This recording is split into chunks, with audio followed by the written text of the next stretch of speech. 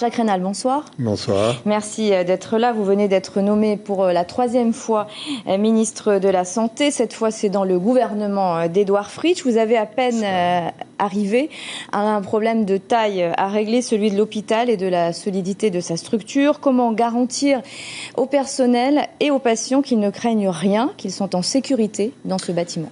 Bien sûr, c'est la première chose à laquelle nous avons songé lorsque nous nous sommes trouvés confrontés à des difficultés au niveau de la rotonde. C'est un bâtiment annexe du grand hôpital. C'est-à-dire qu'on se pose aussi la question pour le bâtiment central. Voilà, donc il était logique de tester le grand hôpital. Et donc, contact a été pris avec l'architecte initiateur du projet, concepteur du projet du grand hôpital. Et nous sommes en attente de réception de spécialistes qui viendront mandatés très probablement par ce grand cabinet d'architectes pour faire les tests nécessaires pour assurer les personnes, notamment les patients, les médecins, tous ceux qui fréquentent ce grand hôpital, pour assurer la sécurité de ces personnes. Car nous avons bon espoir de penser, et nous pensons que ce grand hôpital n'aura pas les mêmes soucis que ce que l'on a rencontré à la... Parce que la Chambre territoriale des comptes a déjà relevé 140 dégâts des eaux en 2014, et pas seulement dans le parking, en réanimation, en bloc opératoire. Vous disiez que vous alliez devoir prendre des décisions le jour de votre nomination. Est-ce que cela fait partie des urgences ? Vous le confirmez ? Oui, bien sûr. C'est le bâtiment principal du domaine de la santé en Polynésie française. Donc il est très important que nous puissions le maintenir en état. Ce que vous signalez, c'est en effet des troubles au niveau de l'isolation en ce qui concerne les pluies notamment, et de nombreux travaux ont été réalisés pour permettre de pallier à ces difficultés. On parle de l'hôpital. Le schéma d'organisation sanitaire a aussi préconisé, vous le savez, la réunion des 3 pôles de santé privés. L'idée étant de mutualiser les frais pour faire de réelles économies. Un seul bloc opératoire, une seule maternité. Comment allez-vous faire pour débloquer ce dossier dans lequel 2 projets sont en concurrence ? Alors, ce qu'il faut savoir, c'est qu'il y a à la fois des contraintes administratives, notamment, et des contraintes financières. La réunion préconisée par le SOS du pôle de santé des 3 cliniques existantes en un seul pôle de santé est une mesure qui est porteuse d'économies potentielles. Cependant, nous avons un paysage administratif qui est un petit peu perturbé à l'heure actuelle, et nous sommes en révision de la carte sanitaire. La carte sanitaire, une fois établie, nous établirons des appels à projets, et c'est au cours de ces appels à projets que nous pourrons voir dans quelle mesure nous allons Vous connaissez déjà bien ces 2 projets, puisque oui, il y en a un qui vient de Cardella. Vers lequel pencheriez-vous davantage ? Je ne penche ni vers l'un ni vers l'autre. Le problème du ministre n'est pas de pencher.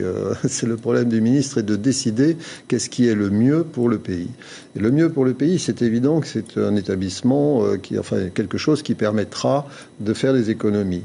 Mais on ne sait pas trop ce que l'on entend par pôle unique de santé privée.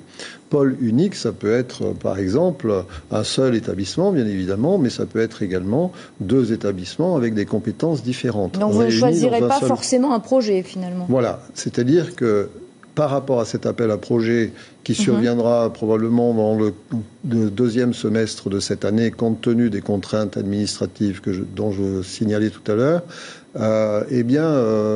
au cours de cet appel à projet sera défini exactement ce que nous souhaitons faire.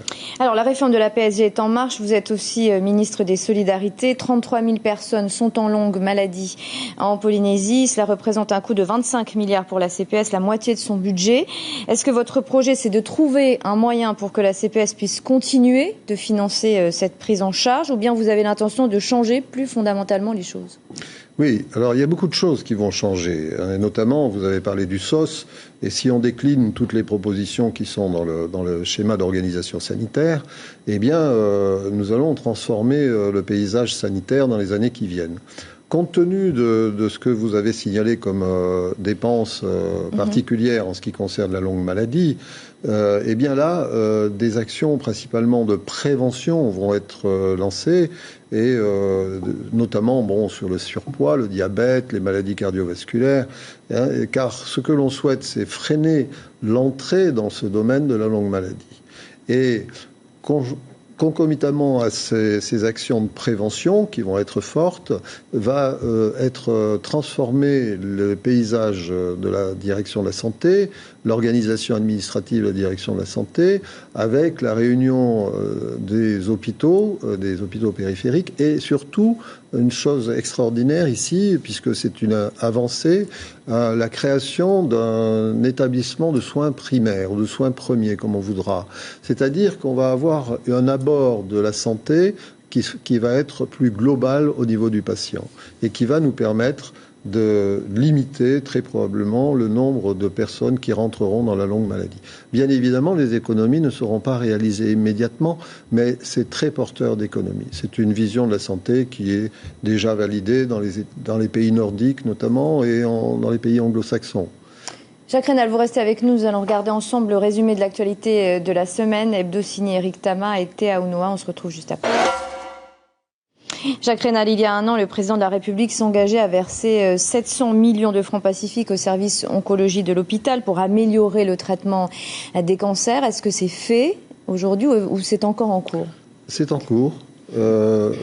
Dès la fin de la semaine dernière, j'ai fait parvenir un courrier au président du pays qui relevait toutes les mesures qui étaient en cours de réalisation et qui devait normalement être la condition du versement d'un certain nombre de montants financiers pour le pays.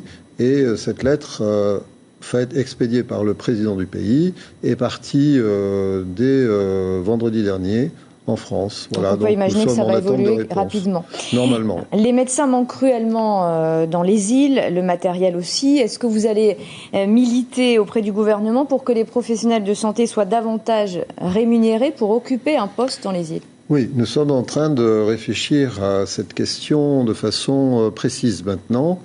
Un certain nombre de dispositions pourraient être prises. Bien évidemment, elles restent à définir avec les partenaires, c'est-à-dire les médecins eux-mêmes et les syndicats médicaux. Et la direction de la santé étudie un texte qui permettrait de rémunérer de façon complémentaire le médecin libéral qui s'installerait dans telle ou telle île, bien évidemment identifié avec un nombre de population suffisant pour lui permettre de survivre, et de compléter sa rémunération, son revenu par une rémunération concernant des actions de prévention ciblées, médecine scolaire, vaccination, études de certains domaines de la population.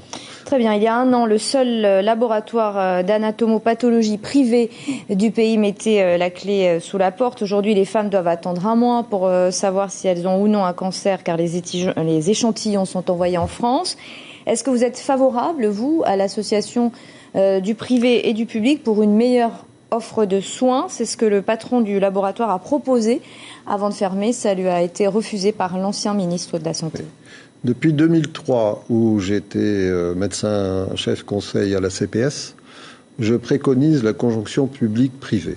Bien évidemment, ceci doit être établi de façon formelle et il s'agit là d'un domaine qui ne doit pas être galvaudé. Donc, dans ce domaine particulier de l'anatomopathologie, qui est en fait une spécialité très étroite, mais dans d'autres domaines également de spécialité où nous manquons de spécialistes, eh bien, cette conjonction public-privé pourrait bien évidemment être établie. Elle existe déjà en métropole, il faut le savoir. Déjà, nous avons en métropole des médecins du privé qui travaillent dans les hôpitaux. En contrepartie, les médecins des hôpitaux publics peuvent avoir une partie de leur activité qui est privée. Alors en 2004, vous étiez le ministre de la Santé de Gaston Floss. Vous aviez été à l'époque le négociateur, si on peut dire, entre les médecins et le gouvernement qui voulait baisser leurs tarifs. Est-ce que vous serez du côté des médecins ? aujourd'hui? Non, je suis du côté où je suis, c'est-à-dire je suis représentant du président auprès de ce qui concerne le secteur de la santé, de la protection sociale et de la famille. 4 mois ministre de Gaston Flosse, puis 3 mois celui d'Oscar Thémadou en 2005. Vous allez rester un peu plus longtemps? Je suis assez satisfait d'avoir été de nouveau choisi parce que finalement je vais rester un tout petit peu plus longtemps probablement. Mais c'est un honneur pour moi, croyez-le, d'avoir été le ministre de ces différents présidents qui m'ont fait l'honneur donc de me mettre à cette place-là. Jacques Raynal, merci.